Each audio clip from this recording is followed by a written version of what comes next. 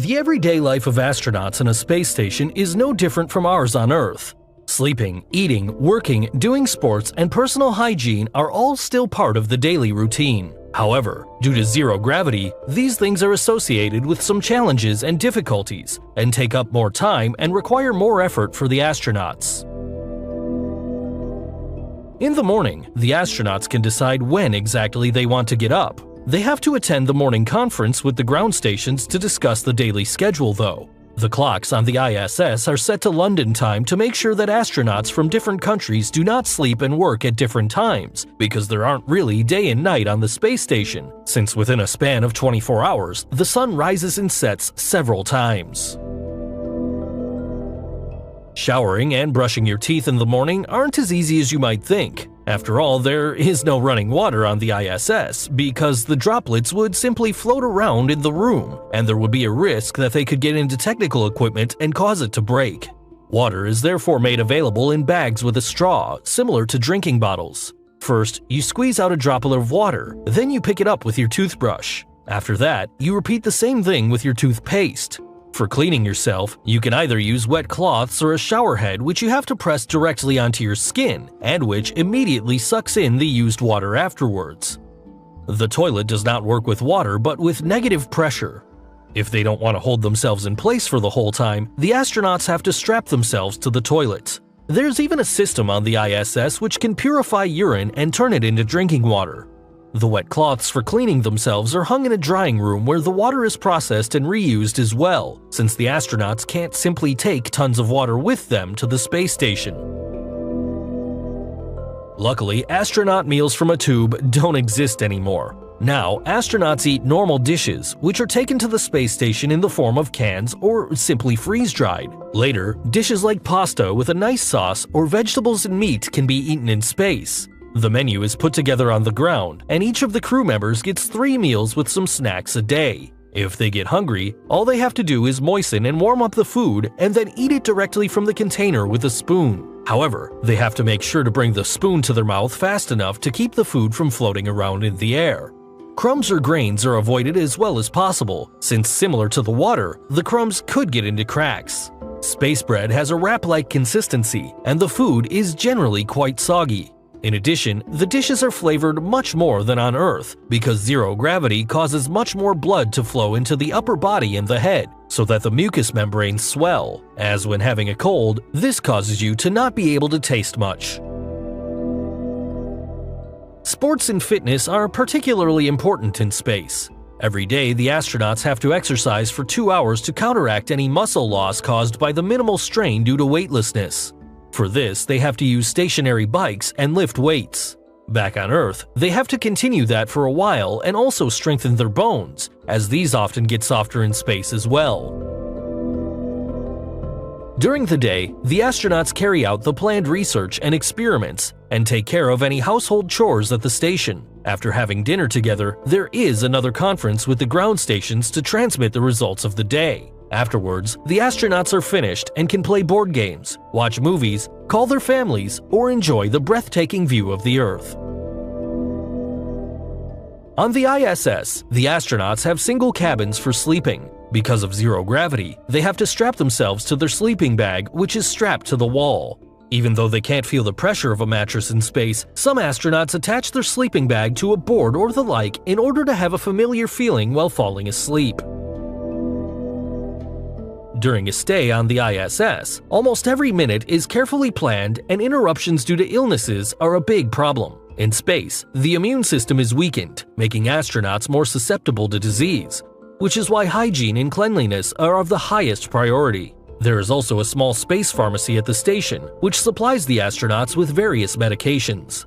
Many astronauts are also plagued by the so-called astronaut disease, because in weightlessness, the organ of equilibrium does not work properly, so that during the first few days, most astronauts on the station will experience severe nausea.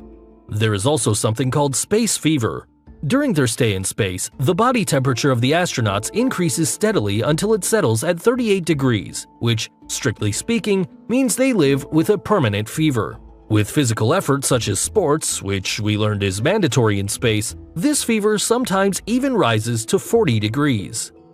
Being an astronaut is probably the coolest job in the world, but it's also pretty tough.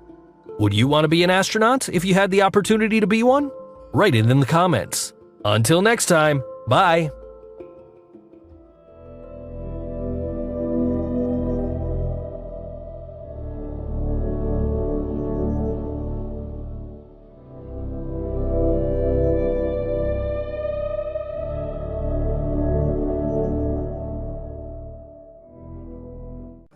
Techme from B-Town, Ontario asked, is it challenging to brush your teeth in space without getting toothpaste up your nose from weightlessness?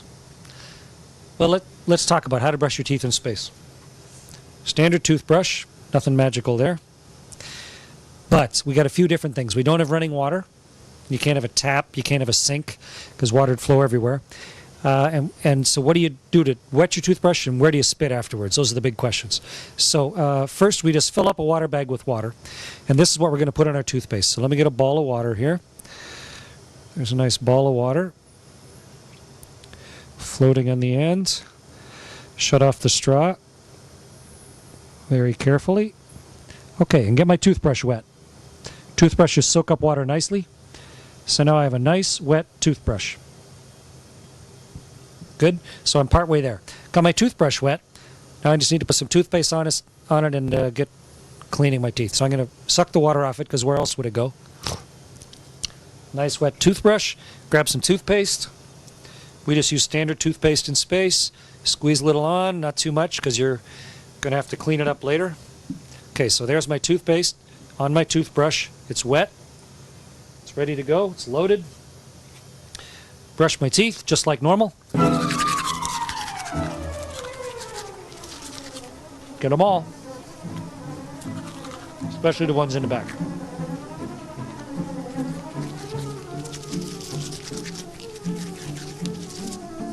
You should brush your teeth for about as long as you can sing Happy Birthday. That should be long enough.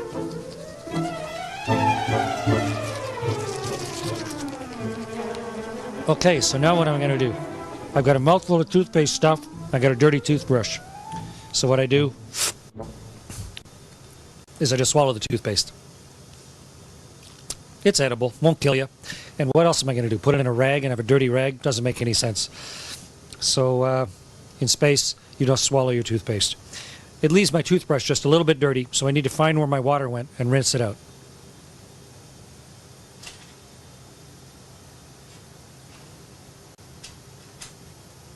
Fortunately, things are weightless, so things don't go too far. So here's my water again. So now I'll get a little water in my mouth.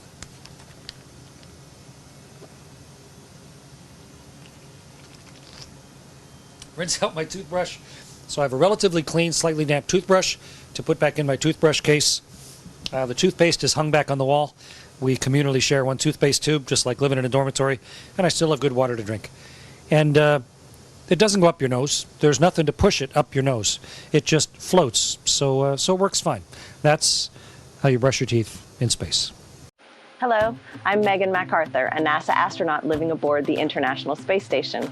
I often get asked how we accomplish daily life tasks aboard the space station, so I thought today I would show you how I wash my hair in space.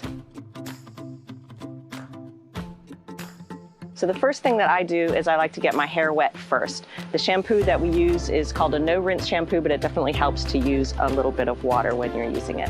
I also get my towel ready because I don't want the water to go everywhere. Even though we have these nice curtains to protect the equipment back there, I want to go ahead and do my best to keep the water from going all over the place.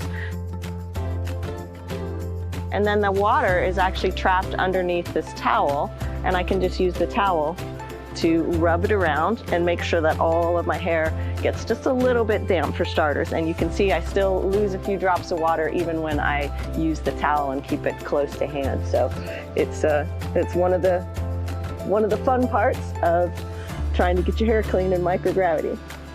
Then I take the comb and I comb the water through my hair, trying to be real careful not to get water everywhere. So now that my hair is a little bit wet, I'm going to go ahead and put some of this no-rinse shampoo, and then I go ahead and I rub it in a little bit, just like you would on Earth. Rub that in. And then I like to take my comb then comb it out through to the ends.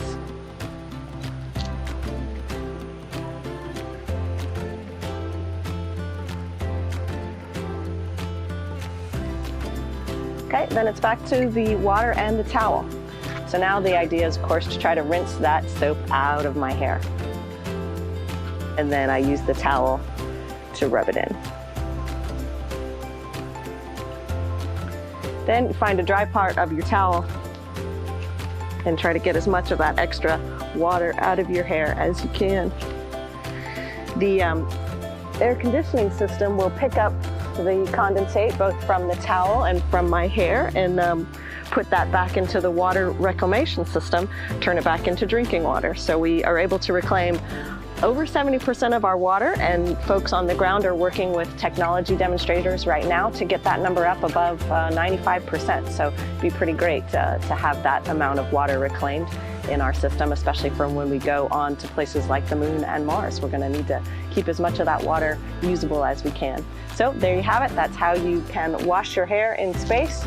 And then the fun part, how you can style your hair in space. You can put it pretty much in any direction you want it to go. Straight up is always fun.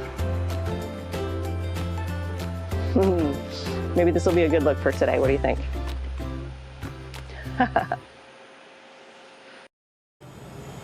Hi, Chris Hadfield here aboard the International Space Station. We keep busy on board the space station. Long days, lots of work, physical exercise. At the end of it, you're tired. But how do you sleep in space? In order to make it comfortable for the astronauts, originally they were going to put us all in one habitation module with sleep stations all around it. But the way a station was eventually built, we have sleep stations inside Node 2, which is in the forward part of the station, and inside the service module, which is in the aft. A total of 6 small bedrooms, sleep stations, or sleep pods. And inside each one is just a sleeping bag tied to the wall. You might think it's uncomfortable not having a mattress and a pillow, but without gravity, of course, you don't need anything to hold you up. You can just completely relax. And you don't even need a pillow. In space, you don't even have to hold your head up. So you can relax every muscle in your body, and your arms float up in front of you. Your head tips forward. But before I go to sleep, I gotta put on my pajamas, because I have space jammies. I'll be right back. Great. I'm in my super comfy Russian full-length pajamas. Nice for when you have to get up in the middle of the night, and ready to go to bed. I'll show you where I sleep.